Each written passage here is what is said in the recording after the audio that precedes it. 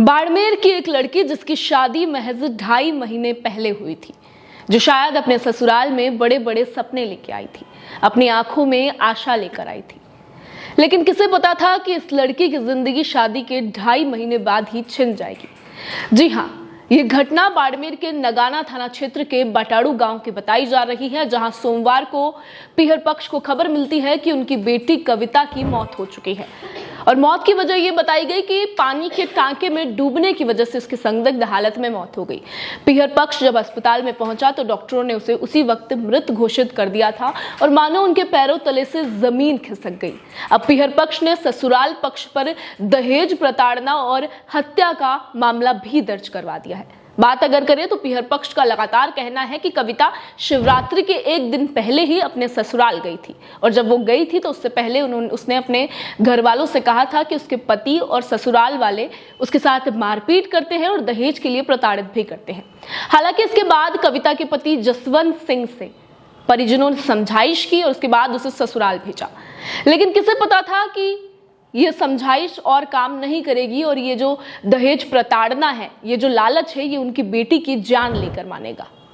कविता अब इस दुनिया में नहीं है, लेकिन परिजन लगातार न्याय की मांग कर रहे हैं। उन्होंने ये बड़ी आशंका जताई है, आरोप लगाया है कि ससुराल पक्ष वालों ने दहेज के चलते, दहेज के लालच में आकर कविता का मर्डर कर दिया है। मामला नगाना थाना क्षेत्र में दर्ज करवा दिया गया है। कविता के शव का पोस्टमार्टम करवा के शव परिजनों को भी सौंप दिया गया है। लेकिन सोचिए कि आज हम 21वीं सदी में रह रहे हैं, एक ऐसा समय जहां हम चांद पर जाने की बात करते हैं और कहीं ना कहीं पहुंच भी चुके हैं। लेकिन हमारा समाज, और अगर बात करें तो विशेषकर पिछड़े जो इलाके हैं, वो दहेज जैसी कुप्रथाओं से ऊपर उठने का नाम तक नहीं लेते, जहां दहेज में आकर एक युवती की, एक लड़की की जान तक ले ली जाती है और बाद में इस तरह के बहाने दे दिए जाते हैं कि संदिग्ध मौत हो गई।